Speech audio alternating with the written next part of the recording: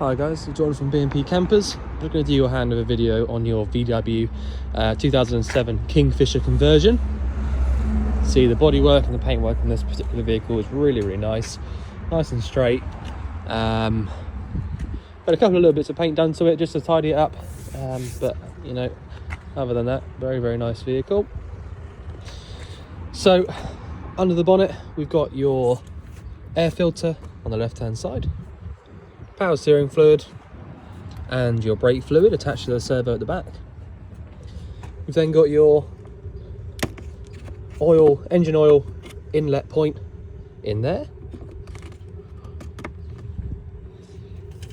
engine oil dipstick, washer fluid and your engine coolant. So the level indicator on that is on the side so that you can actually see it. The engine battery sits under this cover just inside here. I won't open that up, but you can see it's a Lucas battery and it's just in there. So I think that's about it for under the bonnet. You've got the bonnet handle or the stay just there, and the bonnet release is just inside the driver's door, just down here. So if I just carry on around the outside, on the offside here, down underneath the vehicle just about here, you can see you've got your wastewater drain off point. So anytime any water goes down the sink, it'll come straight out from there. So if you are on a campsite, you will probably want to get a little roll-away waste tank to go underneath there, underneath that drain off point. The hookup point is this one just here. To get that to open up nicely, push in on the middle and lift up at the same time. That'll allow it to open up a little bit easier. At the back of the vehicle, you can see there again, really nice paintwork, reversing sensors down there. When we open up the back doors, gives us access to a couple of bits. So because this is a proper VW conversion, Kingfisher, you've got the really nice sized LPG locker which opens up from the top. You can see there, metal lined, so it's all up to regulation. You've also got this slightly bigger, I think it's a 4.5 propane bottle. The only thing you need to know really is that you need to turn these off before you start driving. Turning it off is clockwise around to the right.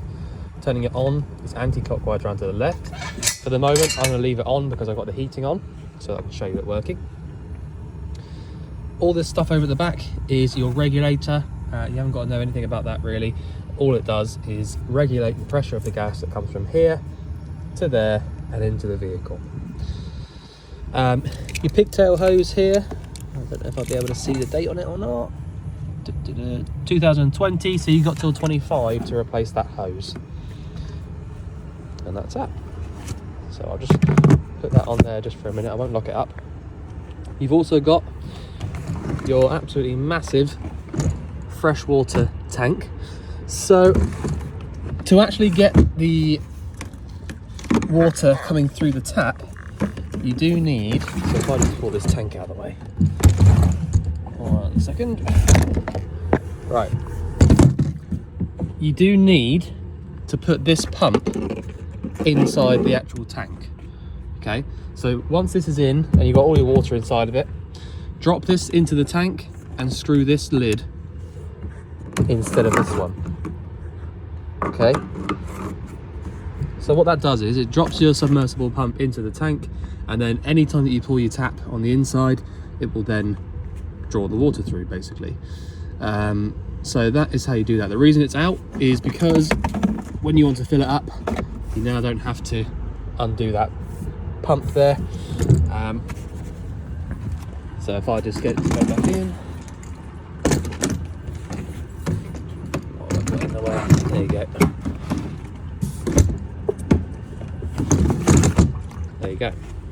So, like I said, fill this up, put it back in, drop your pump into this one here and screw the lid on, that you'll see is actually attached to the pump, and then you have water at your taps. Coming up top here, a couple of important things. So you've got this little unit down here, which is actually your trip switches. So if your hookup is plugged in and you can't get any power to anything, have a little look in there and make sure they're all in the upright position. You've also got your 240 volt battery charger. So I'll just close these doors up. The awning is all here as well. This is just from the previous owner, so we just left it in there for the next owner.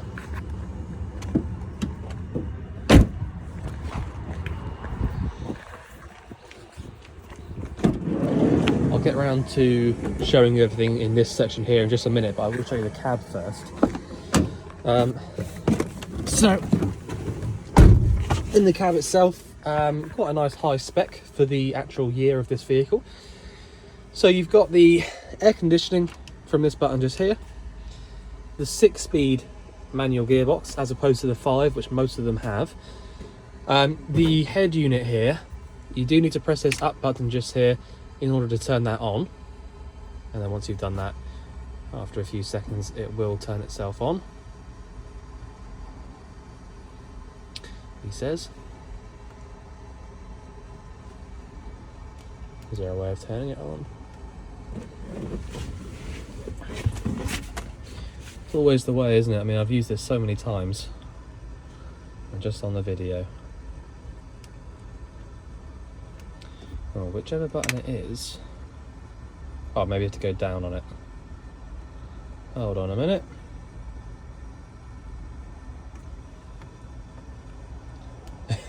Oh, there you go. Right, there you go. So you have to go down on that switch just there to get the radio to come on.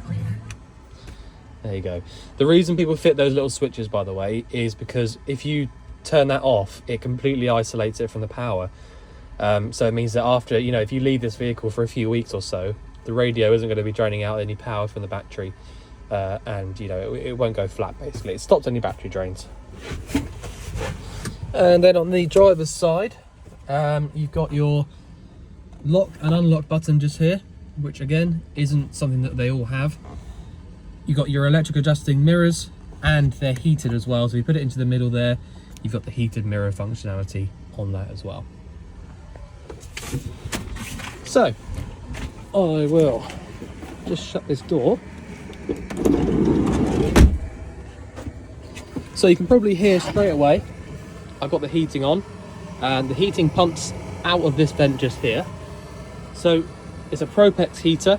In fact, I'm going to turn it off for a minute because it's probably quite loud on the video. So it's a Propex heater. The way that the Propex heaters work is they quite literally create a flame via the gas and then blow air, essentially. It really is as simple as that. Once they're lit, they probably take about 30 seconds to actually start pumping hot air out. And when you turn it off, it will run on for a little bit just to cool itself down.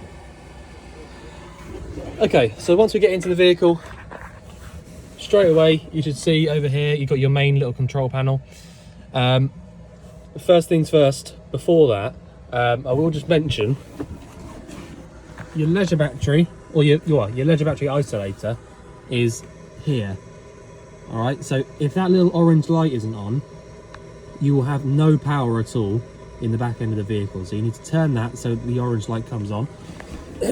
Once that orange light is on, you can then come up to this Sargent control panel and turn everything on. So at the moment, I've got the main power switch on because it's facing down. I've got the light switch on because it's facing down.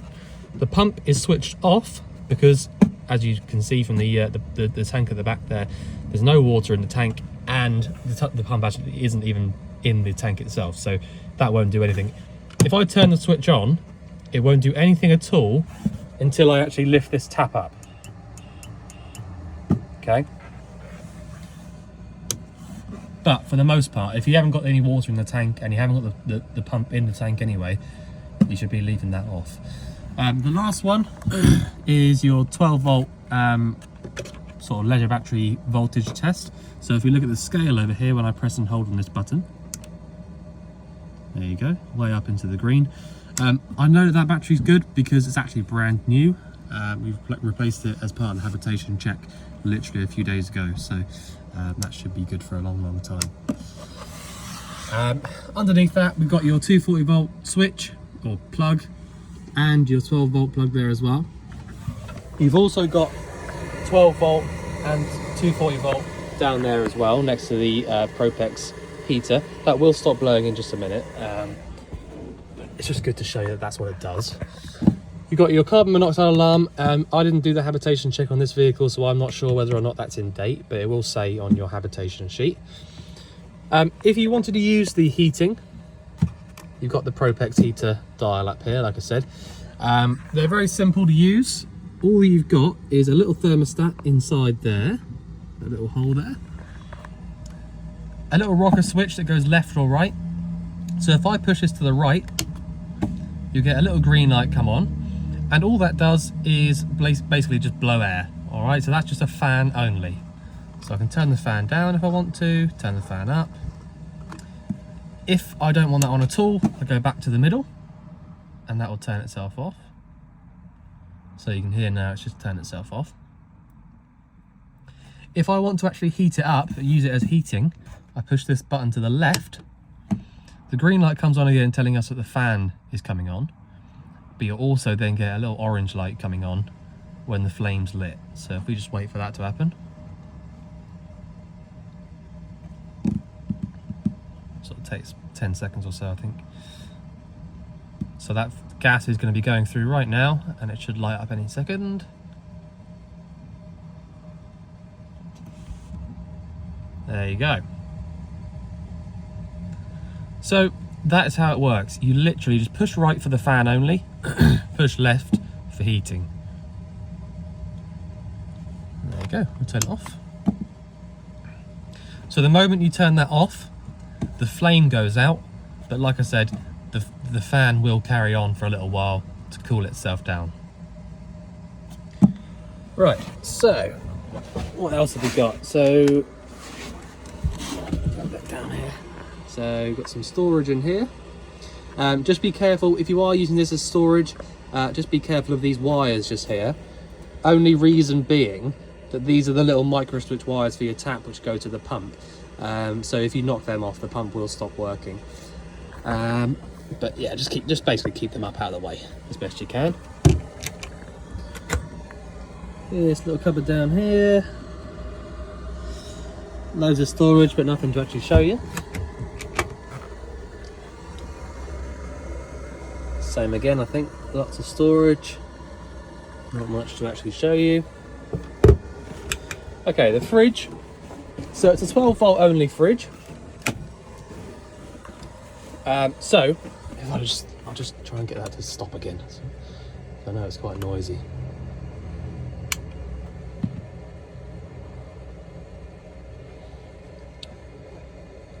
Well, it will stop in any minute now. That thing will stop.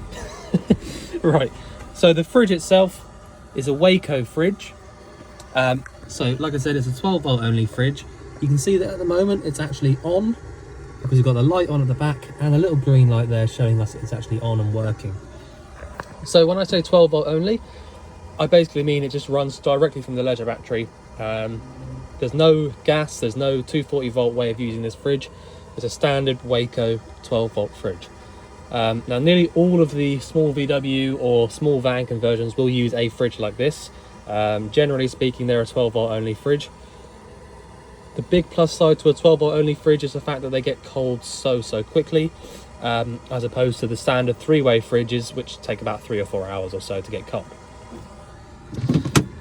Freezer box up top, and the rest of it is just standard fridge stuff. You've got the actual dial here, which will turn it on and off. So I'll leave that in the off position just for a minute. But basically, it's very simple how they actually work. If you wanted to drive off, let's just turn that on for a minute, see if we can get that to stop. So I think what I did before, so I put just the pump on, just the fan on, sorry.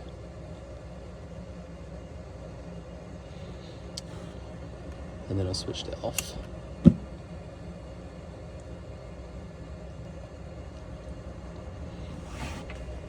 So like I said, the reason that fan stays on is because that heater is so hot that it has to carry on till it cools itself down.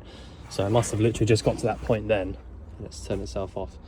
So it may be a little bit annoying, the sound, but like I said, it's worth it, because if it turned itself straight off, there'll be nothing to cool it down, and they will just overheat and stuff. So right, so yeah, if you wanted to drive off, the fridge will literally just run at any time, engine running or not. It will just run all the time if you want it to. Now obviously just need to be sort of wary about the fact that if there's no, so if I just explain it, so if there's no hookup cable plugged into the vehicle at all, then the engine battery or the leisure battery aren't charging. If you start the engine up, obviously the alternator, just like any car or van does, will be charging up your vehicle battery. You then also have what's called a split relay, which essentially sends power from the front through to the leisure battery and in turn to your 12-volt fridge. So anytime that you're running the engine and driving, you can use the fridge via that power at the same time, if that makes sense. So after a decent long drive, your vehicle battery and leisure battery will be topped up to the very, very maximum. But like I said, if you aren't driving and the hookup isn't plugged in, there's no way that your leisure battery is charging up. So you do need to be a bit wary. Keep your eye on this battery voltage sign like I showed you. Keep your eye on that when you're using the fridge, because the fridge does use quite a lot of 12-volt power. So if you just keep your eye on that battery, if it does start to get a little bit low, try and find yourself a hookup cable to plug into it, because once you've hooked up, you've got absolutely nothing to worry about. Or take it for a decent drive, start the engine up for a little while, whichever one, and that'll get you back up to power. You can also, if you wanted to, you can alternatively have a solar panel fitted to the roof, which isn't a big job in these VWs. It's not very hard at all, but that's just something for the future. If you decide you wanted to go for that, you can do. So I think the last thing to show you really is the, got a bit of storage under that, is the hob. So I think you'll need an igniter or something to light these up, but you've got the push in and round to the left on either side to get the actual gas to come through. And the only thing I need to tell you about this, because it's just like any household hob, it's not, you know, it's nothing special. The only thing I do need to tell you is about this little symbol here. So that tells you there, do not shut the lid when the flame is on, and that might be completely obvious. But there's also something else. If you have just literally turned one of these off, don't put the lid straight down either.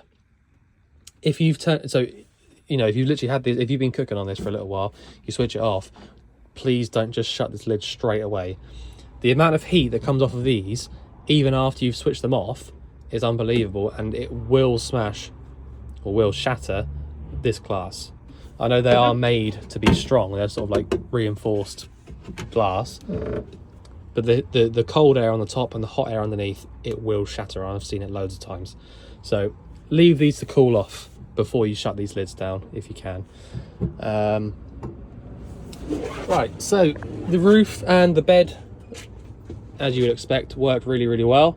They go up and down on their struts really nicely. The only thing to bear in mind, because these can, if you don't know how to use them, these can get a little bit sort of bent and distorted if you don't use it properly. This style of bed, so it's either one or the other in these things, this style of bed, you have to push it up. So if I pull it down, you actually have to push it up more sort of from here, from the middle. If you just try and push it up from here, it just bends this part here, look, and it doesn't actually lift it up. Okay, so you need to push up sort of with your back from the middle, and then it lifts up by itself and gives you that sort of shape, which sort of, in my opinion, is better because it does give you a little bit more headroom because of this sort of shape here. So that's that. I know that when you came down to view the vehicle, we've got the bed out so you can see that it's, you know, it's nice and easy to use. I'll lift that up straight. Oh, I don't know what's happened there. Oh, there you go. So if we get that up there, Loads of storage in there. But there you go. It's all in there. I will just point out what happened there was that I wasn't lifting it up from the middle. So if you lift it up from the middle, it works perfectly. If you lift it up from one side, it goes kind of lopsided. So just push it up from the middle and then it works perfectly. So I always like to do little things like that on the videos because, you know, we're all human, and I haven't used this cupboard before, and I've just realised that if you try and lift it up from that angle, it goes all lopsided. So now you know, push it up from the middle and there you go. Okay, so I think I've pretty much covered everything. I know it's quite a short video, but it is a small vehicle, so that'll be why. If there's anything you think I've missed out or anything you'd like going over again, just let us know. But otherwise, we look forward to seeing you soon to collect your van. Thanks very much.